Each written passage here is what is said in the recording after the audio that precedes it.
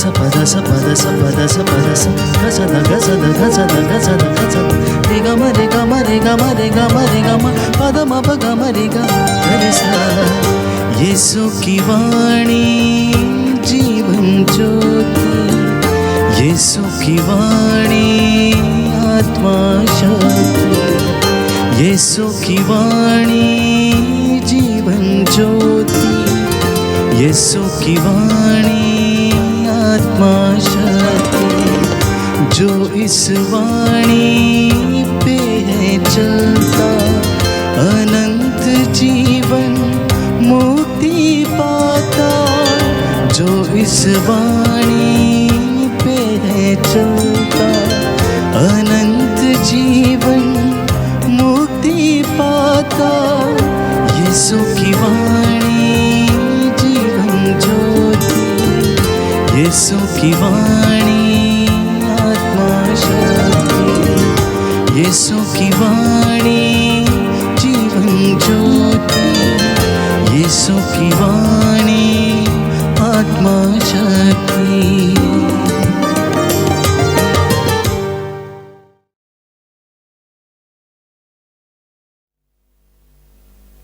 पहला पाठ इब्रानियों के नाम पत्र अध्याय 11 वाक्यांश 1 से 2 तथा 8 से 19। वह उस नगर की प्रतीक्षा में था जिसका वास्तुकार तथा निर्माता ईश्वर है। विश्वास उन बातों की स्थिर प्रतीक्षा है जिसकी हम आशा करते हैं और उन वस्तुओं के अस्तित्व के विषय में दृढ़ धारणा है जिसे हम नहीं देखते। विश्वास के कारण हमारे पूर्वज ईश्वर के कृपा पात्र बन गए। विश्वास के कारण इब्राहिम ने ईश्वर का बुलावा स्वीकार किया और यह ना जानते हुए भी कि मैं कहाँ जा रहा हूँ, उसने उस देश के लिए प्रस्थान किया जिसका वह उत्तराधिकारी बनने वाला था।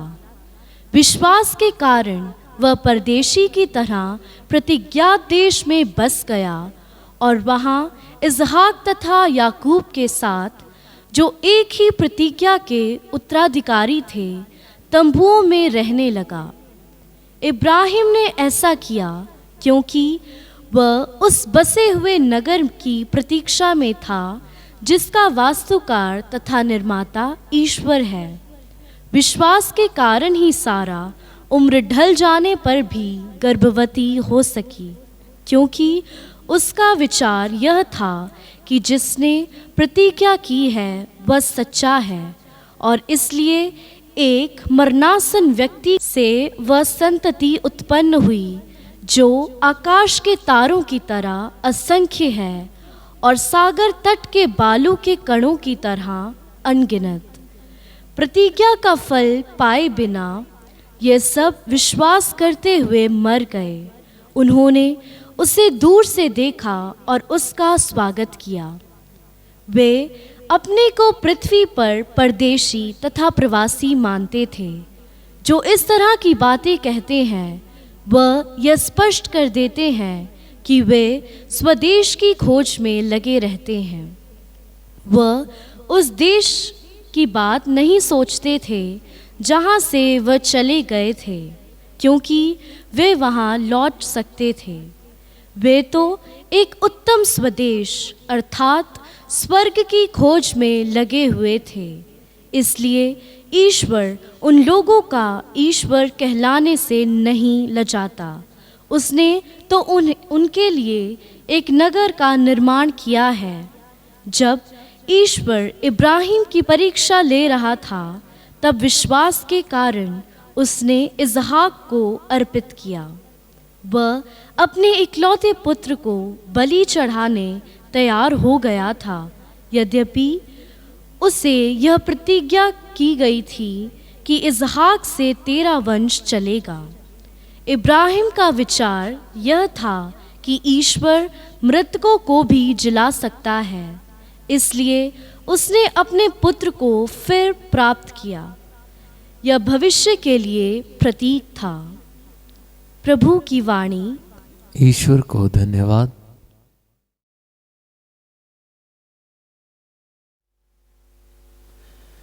संत मार्कुस के अनुसार पवित्र सुसमाचार, अध्याय 4, पद संख्या 35 और उससे आगे। उसी दिन संध्या हो जाने पर ईसा ने अपने शिष्यों से कहा, हम उस पार चलें। लोगों को विदा करने के बाद शिष्य ईसा को उसी नाव पर ले गए जिस पर वे बैठे हुए थे। दूसरी नावें भी उनके साथ चलीं। उस समय एकाएक झंझावत उठा। लहरें इतनी जोर से नाव से टकरा रही थीं कि वह पानी से भरी जा रही थीं। ईसा दुम्बाल में तकिया लगाए सो रहे थे। शिष्यों ने उन्हें जगाकर कहा, गुरुवर, हम डूब रहे हैं, क्या आपको इसकी कोई चिंता नहीं? वे जाग गए और उन्होंने वायु को डांटा और समुद्र से कहा, शांत हो, थम जा। वायु मंद पड़ गई और पूर्ण शांति छा गई।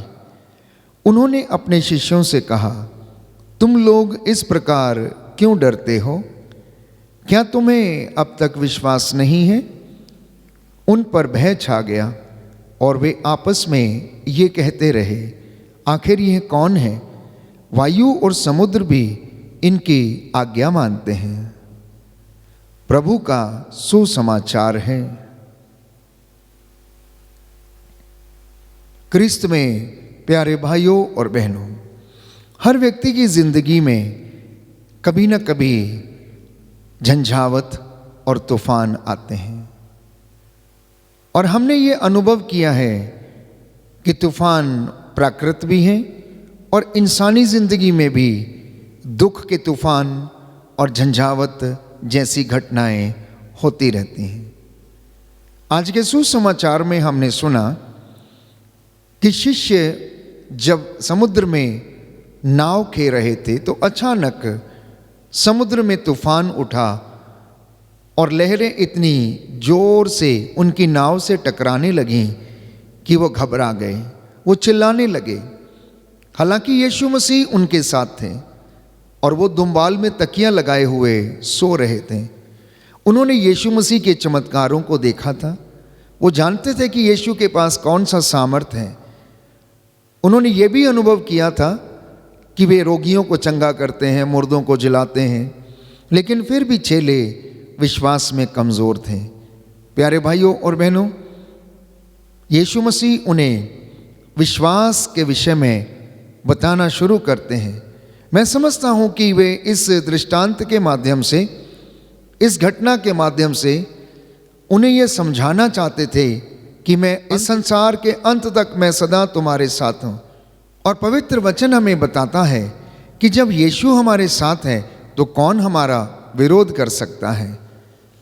पहले पाठ में हमने सुना, जो कि इब्रानियों के पत्र से हमारे लिए पढ़ा गया, कि विश्वास उन बातों की प्रतीक्षा है जिनकी हम आशा करते हैं और उन वस्तुओं के अस्तित्व के विषय में दृढ़ धारणा है जिन्हें हम नहीं देखते। लेकिन चेलों की जिंदगी में विश्वास की कमी थी। प्यारे भाइयों और बहनों, विश्वास अगर हमारी जिंदगी में नहीं है तो हम किसी भी बात पर दृढ़ बने नहीं रह सकते हैं। बात यदि विश्वास की जाए तो हम इब्राहिम के जीवन में विश्वास को पाते हैं कि इब्राहिम ने विषम परिस्थितियों में भी आशा के साथ विश्वास किया। इब्रानियों के पत्र अध्याय 11 पद संख्या 4 और उससे आगे हम पढ़ते हैं कि विश्वास के कारण हाबिल ने काइन की उपेक्षा के कहीं अधिक श्रेष्ठ बलि चढ़ाई। विश्वास के कारण वह धार्मिक समझे गए क्योंकि ईश्वर ने उनका चढ़ावा स्वीकार किया। विश्वास के कारण वह मरकर भी बोल रहे हैं। आगे लिखा है, विश्वास के कारण मृत्यु का अनुभव किए बिना हनोक आरोहित कर लिया गया। विश्वास के अभाव में बाइबल कहती है कोई भी ईश्वर की कृपा का पात्र नहीं बन सकता। तो जो ईश्वर के निकट पहुंचना चाहता है उसे विश्वास करना है कि ईश्वर है और वह उन लोगों का कल्याण करता है जो उसकी खोज में लगे रहते हैं। लेकिन चेले, प्यारे भाइयों और बहनों, अपने विश्वास में बड़े कमज़ोर थे, इसलिए वो घबराने लगे, चिल्लाने लगे कि आपको इसकी कोई चिंता नहीं, हम डूब रहे हैं, लहरें हमारी नाव से टकरा रही हैं और आप दुम्बाल में तकिया लगाए हुए सो रहे हैं। मेरी और आपकी ज़िंदगी में विश्वास के प्रति हमारा मनोभाव कैसा है, ये आज के मनन चिंतन का विषय है। हो सकता है आपकी ज़िंदगी में भी बहुत बार ऐसे कष्ट के तूफान या झंझावत आए होंगे, जब कोई प्रिय व्यक्ति आपके घर से गुजर गया, या आपकी कोई प्रिय वस्तु खो गई, या आपको किसी ने धोखा दिया, या आपके रिश्ते में कुछ मनमुटाव हो गया और आपका रिश्ता टूट गया। प्यारे भाइयों और बहनों, ऐसी तमाम बातें हमारी ज़िंदगी में हो सकती हैं, लेकिन क्या उस वक्त हमने परमेश्वर को याद किया? क्या उस वक्त हमने यीशु मसीह को बुलाया कि आइए और हमारी सहायता कीजिए? आज के दृष्टांत की सबसे खूबसूरत बात यह है कि चेलों की ज़िंदगी में दुख आया, कष्ट आया, परेशानी आई, और जब उन्होंने अपने आप को असमर्थ पाया तो उन्होंने तुरंत यीशु मसीह को याद किया। वो दुम्बाल में गए और उनको जगाया कि आइए और हमारी सहायता कीजिए। प्रियजनों, आज की ये सबसे सुंदर बात है जो हमें प्रोत्साहित करती है कि जब जब हमारी ज़िंदगी में तूफान आए, चाहे वो आर्थिक तंगियाँ ही क्यों ना हो, चाहे हमारे बच्चों का बिगड़ना ही क्यों ना हो, चाहे हमारे बच्चों का खो जाना ही क्यों ना हो, या हमारी किसी भी चीज़ का खो जाना क्यों ना हो, उस वक्त हम प्रभु को याद करें। याद कीजिए इब्राहिम को, प्यारे भाइयों और बहनों, विषम परिस्थिति थी। जब उसने अपने पुत्र इकलौते बेटे इसहाक की बलि चढ़ाने के लिए भी उसने मना नहीं किया, उसने चुपचाप आज्ञा का पालन किया और उसने अपने पुत्र को लिया, लकड़ियाँ ली और खच्चर के ऊपर उसकी सीन बांधकर उसे वो पर्वत के ऊपर ले चला और उसने ईश्वर की आज्ञा का पालन किया।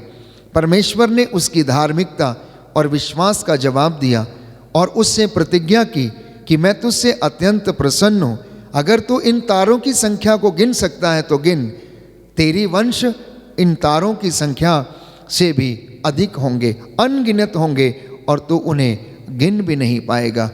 प्रियजनों, परमेश्वर अपने भक्तों की रक्षा करता है। जो उस पर दृढ़ विश्वास करते हैं, जो विश्वास में जीते हैं, वो उन्हें पुरस्कार प्रदान करता है। इसलिए बाइबल हमें बताती है कि मैं तुमसे कहे देता हूं, जो कुछ तुम प्रार्थना में मांगते हो विश्वास करो कि वह तुम्हें मिल गया है। आज आप वचन सुन रहे हैं, प्रार्थना की इस बेला में आपकी मन्नतें लेकर आप बैठे हैं, आप प्रार्थना कर रहे हैं। हो सकता है कि आज आपका कोई बहुत ज़रूरी काम होने वाला है, लेकिन आपको भरोसा नहीं है कि होगा या नहीं होगा। परमेश्वर को याद कीजिए, प्रभु यीशु को अपनी ज़िंदगी में बुलाइए, क्योंकि प्रभु यीशु ने कहा योहन के सुसमाचार अध्याय 14 पद संख्या 1 में, तुम्हारा जीना घबराए, ईश्वर में विश्वास करो और मुझ में भी विश्वास करो। देखो, मैं संसार के अंत तक सदा तुम्हारे साथ हूँ। तुम्हारा जीना घबराए, विचलित ना हो जाओ, क्योंकि मैं तुमसे कह देता हूँ, जो मुझ में विश्वास करता है वह स्वयं वे कार्य करेगा जिन्हें मैं करता हूँ। ये प्रभु यीशु का वादा है। आज मेरी और आपकी ज़िंदगी में परमेश्वर कार्य करना चाहता है, परंतु आवश्यकता है मुझे और आपको अपने विश्वास में दृढ़ बने रहने की। मैं समझता हूँ कुछ उदाहरण हमें प्रोत्साहित करेंगे जिन्हें कि हम बाइबल में पाते हैं। सबसे पहला उदाहरण इब्राहिम का है। उत्पत्ति ग्रंथ अध्याय 22 पद संख्या 1 से 8 कि इब्राहिम ने पूरे जीवन भर ईश्वर की आराधना की, उस पर विश्वास रखा, उसके वचनों पर चलने के लिए वो, प्यारे भाइयों और बहनों, दृढ़ प्रतिज्ञ रहा। उसकी धार्मिकता उसके आगे आगे चलती रही। इसलिए जब उसकी संतान उत्पन्न नहीं हुई, 75 वर्ष की आयु में परमेश्वर ने उसके साथ वादा किया कि वो उसे संतान प्रदान करेगा, और उसने उसे बुढ़ापे में, जब सारा लगभग 100 साल की हो चुकी थी, इसहाक के रूप में उसे एक पुत्र का वरदान दिया, क्योंकि इब्राहिम ने विषम परिस्थिति में भी परमेश्वर पर विश्वास किया। दूसरा उदाहरण लूकस के सुसमाचार अध्याय 1 पद संख्या 35 से 38 में हम पढ़ते हैं माता मरियम के विषय में, जब गैब्रियल दूत उनके सामने आकर खड़ा हो जाता है और उनसे कहता है, प्रणाम प्रभु की कृपा पात्री, प्रभु आपके साथ है। प्रणाम प्रभु की कृपा पात्री, प्रभु आपके साथ है। आप गर्भवती होंगी, एक पुत्र जनेंगी और उसका नाम ईसा रखेंगी, जिसका अर्थ है इमैनुअल, अर्थात ईश्वर हमारे साथ हैं। वो इन बातों से डर जाती है, लेकिन स्वर्गदूत उससे कहता है कि आपके जो बच्चा उत्पन्न होगा वो आत्मा के अभिषेक से उत्पन्न होगा, वो आत्मा का साया तुझ पर पड़ेगा और तू एक पुत्र जनेगी, और तुझसे जो उत्पन्न होगा वो ईश्वर का पुत्र कहलाएगा। माता मरियम ने उसे जवाब दिया, देख मैं प्रभु की दासी हूं, तेरा कथन मुझ में पूरा हो जाए। एक ऐसी अवस्था में, ऐसी उम्र में एक युवती स्वीकार करती है कि वो ईश्वर की दासी है और जो कुछ स्वर्गदूत ने कहा उसकी जिंदगी में पूरा हो जाए। उसके मन से समाज का डर खत्म हो गया कि समाज क्या कहेगा। बिना विवाह के किसी के संतान उत्पन्न होना समाज में, प्यारे भाइयों और बहनों, लगभग कलंक के समान है। इसलिए फिर भी माता मरियम विषम परिस्थिति में विश्वास करती हैं और वह प्रभु की कृपा पात्र बन जाती हैं। संत पौलुस इब्रानियों को लिखता है कि विश्वास के अभाव में कोई भी ईश्वर की कृपा का पात्र नहीं बन सकता है। माँ मरियम ने विश्वास किया और वह ईश्वर की कृपा का पात्र बन गई। तीसरा उदाहरण हम देखते हैं दानियल नबी के ग्रंथ अध्याय 3 पद संख्या 17 से 18 और 27 से 28 तक, जहाँ पर शद्रक, मेशक और अबेदनगो की चर्चा है। शद्रक, मेशक और अबेदनगो तीनों यहूदी बालक दानियल की संगति में रहकर विश्वास से परिपूर्ण हो गए। उसके जैसे धार्मिकता का जीवन व्यतीत करने लगे। वो उसके जैसे परमेश्वर के और ज़्यादा नज़दीक आने लगे और वे भी दानियल के समान बन गए। उन्हें ईश्वर पर दृढ़ भरोसा हो गया कि इब्राहिम, इसहाक और याकूब का परमेश्वर उनकी रक्षा करेगा, उन्हें हर पल हर क्षण बचाएगा। इसलिए उन्होंने, प्यारे भाइयों और बहनों, विश्वास में दृढ़ बने रहकर आग की भट्टी में जाने का फैसला कर लिया। राजा नबूकदनेस्सर ने उन्हें उठवाकर आग की भट्टी में डाल दिया। आग की भट्टी 100 गुना ताप से भी ज़्यादा तप रही थी। प्यारे भाइयों और बहनों, शद्रक, मेशक ने और अबेदनगो ने ये नहीं देखा कि कौन उनके साथ टहल रहा है या कौन उनके साथ है, लेकिन राजा नबूकदनेस्सर इस बात को अनुभव कर पाया और मन में कहने लगा, उसने कहा कि मैंने तो 3 व्यक्ति भट्टी में डाले थे, ये चौथा इनके साथ कौन टहल रहा है। स्वयं परमेश्वर, प्यारे भाइयों और बहनों, उनकी रक्षा करने के लिए उस भट्टी में उतर आता है और वह भट्टी ठंडी हो जाती है। मतलब जब शद्रक, मेशक और अबेदनगो उस भट्टी में थे तब भी परमेश्वर अपना काम कर रहा था। ये परमेश्वर की खासियत है। ये उनके विश्वास की दृढ़ता का परिणाम है कि परमेश्वर उन्हें बचाने के लिए उस भट्टी में उतर आता है। चौथा उदाहरण नबी एस्तेर का है। उनके ग्रंथ अध्याय 4 पद संख्या 12 से 16 में उनके विश्वास के प्रमाण हमें मिलते हैं। और पांचवा उदाहरण मूसा का, जिसके विषय में बाइबल हमें बताती है कि मूसा, प्यारे भाइयों और बहनों, परमेश्वर पर विश्वास करता है और बार बार परमेश्वर से मिलने के लिए पर्वत पर जाया करता, उपवास करता, प्रार्थना करता था। तो विश्वास बढ़ता कैसे है? विश्वास बढ़ता कैसे? सबसे पहले निरंतर प्रार्थना करने से विश्वास बढ़ता है। दूसरा, वचन को सुनने और पढ़ने से विश्वास बढ़ता है। और तीसरा, जब हम वचन को सुनते हैं, उसे अपने कामों में कार्यान्वित करते हैं, तो वह फल उत्पन्न करना शुरू कर देता है। चौथा, ये विश्वास ईश्वर का वरदान है। विश्वास को प्राप्त करने के लिए विश्वास में बढ़ने के लिए हमें ईश्वर के वरदान की आवश्यकता है। छठवां, ईश्वर ये वरदान तब देता है जब वह हमें इस योग्य पाता है, जैसे कि उसने इब्राहिम को इस योग्य पाया, क्योंकि इब्राहिम की धार्मिकता उसके आगे आगे चलती थी। माता मरियम जो कि निष्कलंक थी, जो कि पवित्र थी, जो परमेश्वर की आराधना स्तुति किया करती थी, वचन को सुनती, वचन को पढ़ती, सभागृहों में जाती, मंदिर जाती अपने माता पिता के साथ और परमेश्वर की आराधना और वर्शिप किया करती थी। और परमेश्वर ने उन्हें वरदान स्वरूप विश्वास का वरदान दिया कि वे परमेश्वर पर भरोसा रख सकें। तो इस विश्वास में बढ़ने के लिए हमें कुछ बातों को और याद रखने की आवश्यकता है। सबसे पहले प्रार्थना में लीन रहना, निरंतर प्रार्थना करना।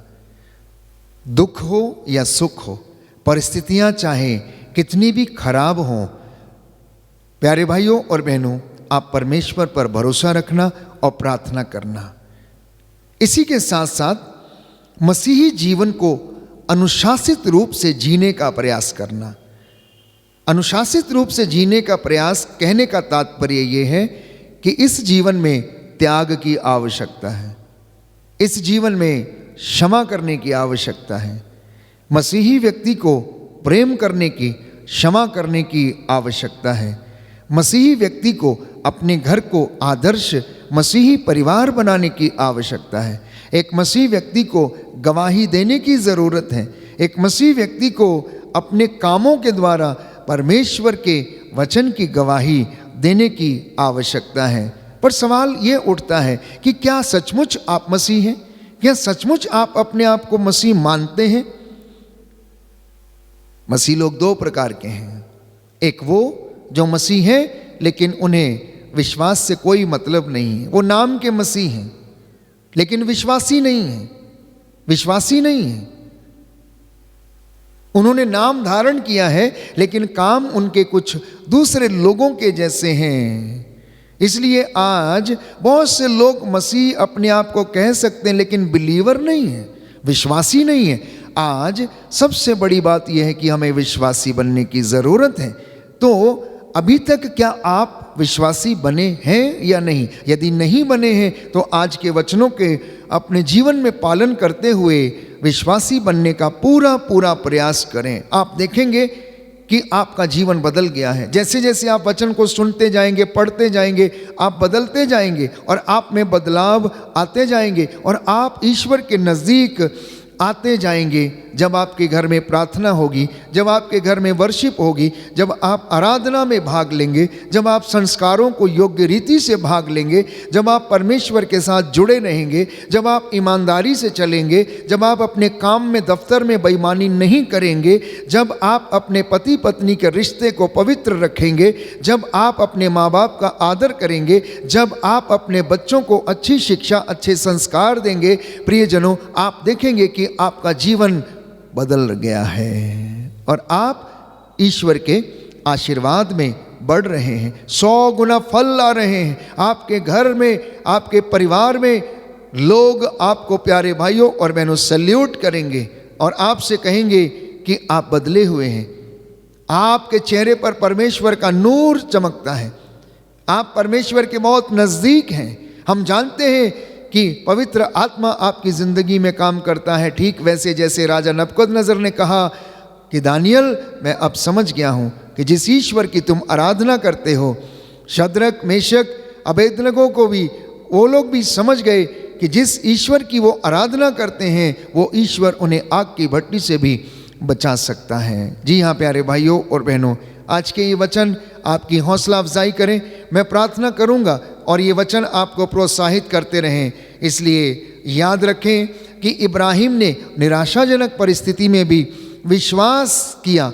उसने आशा रख के विश्वास किया कि परमेश्वर जो करेगा अच्छा ही करेगा और वो जो करता है अच्छा ही करता है। आज ये प्रभु से वादा करें कि प्रभु मैं विश्वासी बनूंगा, प्रभु मैं एक सच्चा आराधक बन के जीवन जीऊंगा।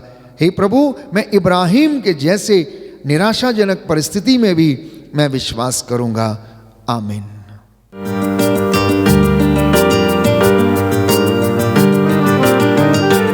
यीशु की वाणी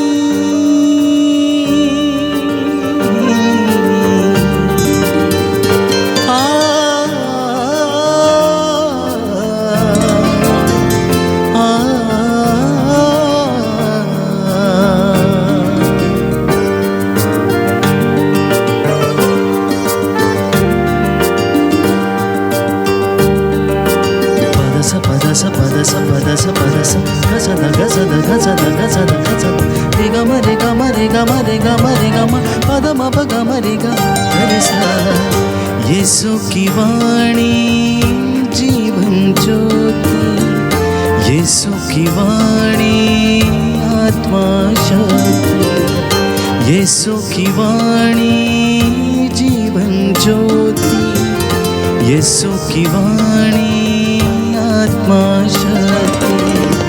जो इस वाणी पे है चलता अनंत जीवन मुक्ति पाता। जो इस वाणी पे है चलता अनंत जीवन मुक्ति पाता। यीशु की वाणी जीवन ज्योति, यीशु की वाणी आत्मा शक्ति, यीशु की वाणी जीवन ज्योति, यीशु की वाणी आत्मा शक्ति।